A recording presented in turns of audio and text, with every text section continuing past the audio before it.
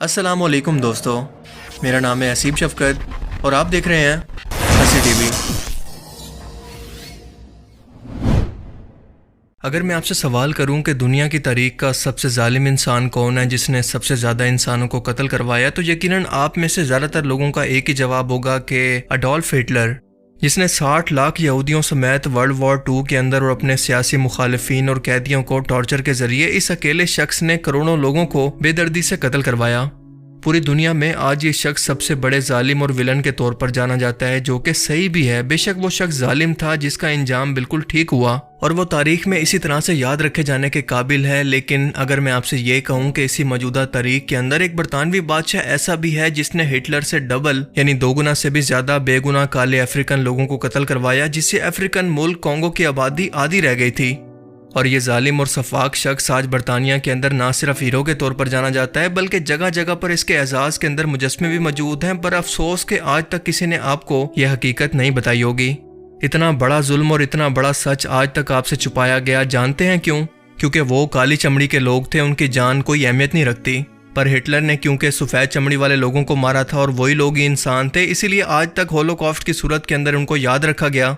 और दूसरा मकसद ये था कि जुल्म को दुनिया की नज़रों के अंदर हाईलाइट करके खुद को मजलूम जाहिर करके वो एक बार फिर से फ़लस्तीन पर इसराइली रियासत को बना सकें, जो उन्होंने 1948 के अंदर बनाकर भी दिखा दिया।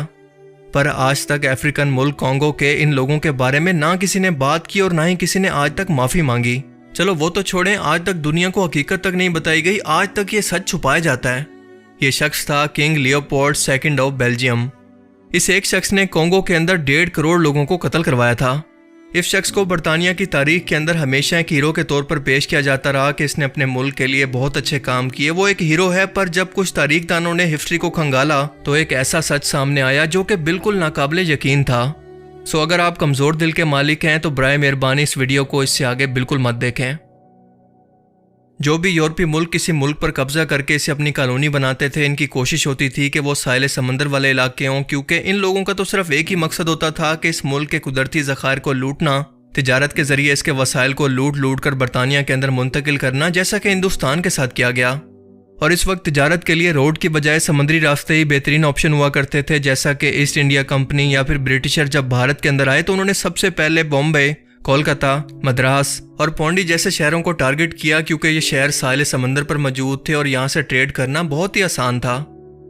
सन 1800 की दिहाई के अंदर अफ्रीकन कॉन्टिनेंट के भी किसी न किसी एरिया को यूरोपियन लोगों ने अपने कब्जे के अंदर कर रखा था, सिवाय एक मुल्क कॉन्गो के, जो कि अफ्रीका के बिल्कुल दरमियान में मौजूद था।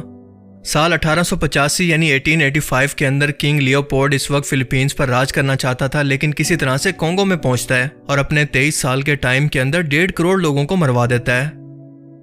लियोपोल्ड को पता था कि कॉन्गो के अंदर कुदरती ज़खायर यानी नेचुरल रबड़, गोल्ड और हाथी के दांतों की भरमार है, जिनकी आलमी मार्केट के अंदर बेतहाशा वैल्यू और कीमत है। सो इसने बेल्जियम गवर्नमेंट को यकीन दिलवाया कि वो अफ्रीका में जाकर बिजनेस करेगा, जिससे वो खुद अपने कुदरती वसाइल को बेचकर, यानी ये कॉन्गो के लोग अपने वसाइल को बेचकर इससे पैसा कमाएंगे और बेल्जियम को भी इससे फायदा होगा। पर असल में इसका इरादा कॉन्गो के इन लोगों को गुलाम बनाना था और दूसरा मकसद था कि इन लोगों को ज़बरदस्ती क्रिश्चियनिटी मजहब कबूल करवाना। बेल्जियम हुकूमत की इजाज़त और इसकी फंडिंग के बाद ये पूरा मुल्क लियोपोल्ड की प्राइवेट प्रॉपर्टी बन गया, यानी ज़ाती मलकियत के वो इसके साथ जो चाहे कर सके, यहाँ रहने वाले लोगों के साथ जो मर्जी सलूक करे। 23 साल के इसके दौर के अंदर इसने इन गुलामों को अपने प्रॉफिट के लिए मरवा कर कॉन्गो की आबादी को आधा कर दिया। कभी इन गुलामों के जिस्म के टुकड़ों को काट कर, कभी इनको भूखा रख कर, तो कभी टॉर्चर से। अब इसकी वजह क्या थी? वजह बिल्कुल ऑब्वियस थी कि इसने सारे के सारे लोकल कॉन्गो के लोगों को सोने की खुदाई, हाथी दांत निकालने और रबड़ की काश पर लगा दिया था। दिन रात सुबह शाम ये इन कॉन्गो के लोगों से काम करवाता, फिर चाहे वो मर्द हो, औरत हो या फिर छोटे बच्चे। इन चीज़ों को बेचकर सारा का सारा प्रॉफिट अपनी जेब के अंदर रखता और जो भी गुलाम इसके मुताबिक काम ना करता या फिर थोड़ी सी भी गफलत करता तो इन बच्चों, औरतों और मर्दों के हाथ पांव कटवा देता, इन्हें टॉर्चर करके मरवा देता। इसने वहीं कॉन्गो के ही कुछ लोगों को हायर किया हुआ था, बाकायदा इनकी आर्मी बना ली थी जो कि इन गुलामों को टॉर्चर किया करते और इनका कत्ल कर देते। ये सब कुछ एक इशारे पर बेल्जियम में बैठे हुए किंग लियोपोल्ड के हुक्म पर हुआ करता। ये इन गुलामों को फिर चाहे वो मर्द हों, औरत हों या फिर बच्चे, इनके सर कटवा कर गाँव के अंदर लटकाने का हुक्म देता। इनकी माँ, बहन, बेटियों के साथ रेप करने का अपनी आर्मी को हुक्म देता। और लियोपोल्ड ने इंटरनेशनल अफ्रीकन सोसाइटी बनाई थी, जो कि इसका मरकज या फिर गढ़ भी कह सकते हैं। جسے وہ افریقہ کے تمام ریسورسز کو بیچنے کے لیے استعمال کیا کرتا۔ اس کی تمام آرمی، ٹارچر سیلز اور انسانی آرگن نکالنا، یہ سب کچھ یہیں پر ہوتا تھا، جسے ایک آتھر ایڈم ہاسچائلڈ نے اپنی کتاب کنگ لیوپولڈ گوسٹ کے اندر لکھا ہے۔ وہ کہتا ہے کہ یہ ماڈرن دور کی سب سے بڑی نسل کشی ہے جسے آسانی سے اگنور کر کے پھر بھلا دیا گیا۔ پہلی نظر میں دیکھنے پر یہ تصویر آپ کو بہت ہی معمولی سی لگ رہی ہوگی، جس کے اندر ایک افریقن مرد بیٹھا ہوا کسی چیز کو دیکھ رہا ہے، پر اس کی حقیقت آپ کے رونگٹے کھڑے کر دے گی۔ یہ بندہ اپنی 5 سال کی بیٹی کے جسم کے کٹے ہوئے ٹکڑوں کو دیکھ رہا ہے، کیونکہ اس دن اس نے ربڑ کی کاشت کے اندر زیادہ محنت نہیں کی تھی، جس کی سزا اس کی 5 سال کی بیٹی کو دی گئی، جسے لیڈی ایلس نے اپنی کتاب ڈونٹ کال می لیڈی کے اندر دکھایا جب وہ اس جگہ پر خود موجود تھی اور یہ پکچر لے لی۔ وہ مزید کہتی ہے کہ یہ ظلم بھی کافی نہیں تھا، کیونکہ اس کے بعد اس شخص کی بیوی کو مارا گیا، اس کے بعد اس کے گوشت کو کھانے کی طرح پکایا گیا اور ان کے بچے ہوئے جسم کے حصے اس شخص کو پیش کر دیے گئے۔ لیوپولڈ کا بس ایک ہی مقصد تھا کہ دن رات ان لوگوں سے کام کرواؤ، ان کو جتنا ہو سکے نچوڑو، جتنا ہو سکے ان سے پروفٹ کماؤ۔ جو بھی شخص تھوڑی سی سستی کرے اس کے ہاتھ پاؤں کاٹ دو، گھر والوں کو مار دو، پھر اس کی جان لے لو، مختلف انسانیت سوز طریقوں سے ان کو ٹارچر کرو۔ یوں 23 سال کے اندر اس کے لالچ نے 1.5 کروڑ بے گناہ لوگوں کی جان لے لی۔ جب اچھی طرح سے اس ملک کو لوٹ لیا گیا تو 1960 کے اندر بیلجیم نے کونگو کو چھوڑنے کا فیصلہ کیا، یعنی یہ ملک آزاد ہو گیا، پر آج تک کونگو سے اس بے تحاشا ظلم، سفاکیت اور نسل کشی پر معافی نہیں مانگی۔ تاریخ بتاتی ہے کہ افریقن لوگوں کو ہمیشہ سے اگنور کیا جاتا رہا ہے، ان کے ساتھ غلاموں کی طرح سلوک کیا گیا، یہ لوگ ہمیشہ اپنے حقوق کے لیے لڑتے رہے۔ کرسٹوفر کولمبس نے امریکہ کی کھوج کے وقت لاکھوں ریڈ انڈینز افریکنز کی نسل کشی کی، پھر امریکہ کے اندر رہ کر بھی یہ لوگ اپنے حقوق کے لیے آج تک جنگ لڑ رہے ہیں۔ ان کی لائف کی شروع سے کوئی ویلیو ہے ہی نہیں، کیونکہ اس سے پہلے اگر ہزاروں سال بھی پیچھے چلے جائیں تو تب بھی غلاموں کا جب ذکر آئے گا تو آپ کو ایک کالی رنگت کا حبشی دیکھنے اور سننے کو ملے گا۔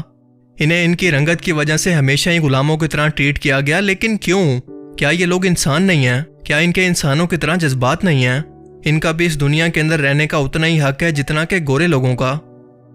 افسوس کا مقام یہ ہے کہ آج بھی اس ظالم شخص کے بیلجیم کے اندر جگہ جگہ پر مجسمے موجود ہیں جو کہ ظاہر کرتے ہیں کہ یہ بیلجیم کے لیے تو ہیرو تھا، لیکن افریقہ کے لوگوں کے لیے انسانی تاریخ کا سب سے سیاہ ترین اور سفاک ترین ظالم انسان یا سفاک قاتل۔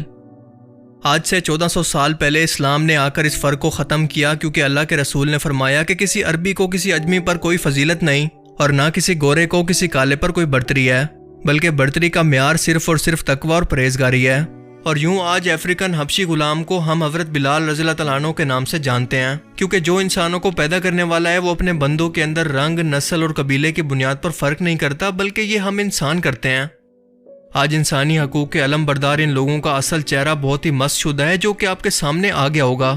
اس کی حقیقت یہ کبھی بھی آپ کے سامنے نہیں آنے دیں گے، اور نہ کبھی آپ یہ حقائق عالمی میڈیا پر یا پھر عالمی سطح پر کبھی ڈسکس ہوتے سنیں گے، کیونکہ آج بھی ان کالے لوگوں کی زندگی کی ان کے نزدیک کوئی اہمیت نہیں ہے۔ سال 2018 کے اندر یونائٹڈ نیشن نے بیلجیم سے کہا کہ وہ اپنی اس تاریخ پر کونگو سے معافی مانگے، پر سوال یہ پیدا ہوتا ہے کہ کیا صرف ایک معافی سے 1.5 کروڑ لوگوں کی موت اور باقی 1.5 کروڑ لوگوں کے ٹارچر کو بھلا بلایا جا سکتا ہے؟ اگر ہاں تو جرمنی بھی صرف ایک معافی مانگ کر ہٹلر کے تمام گناہوں کو ختم کروا سکتا ہے، تو کیا یہ لوگ اسے قبول کریں گے؟ ہم جانتے ہیں کہ ایسا کبھی نہیں ہوگا، تو پھر یہ ڈبل سٹینڈرڈ آخر کس لیے؟ باقی آپ اس بارے میں کیا سوچتے ہیں؟ اپنی قیمتی رائے کا اظہار کمنٹ سیکشن میں ضرور کریں۔ And thanks for watching this video. اللہ حافظ۔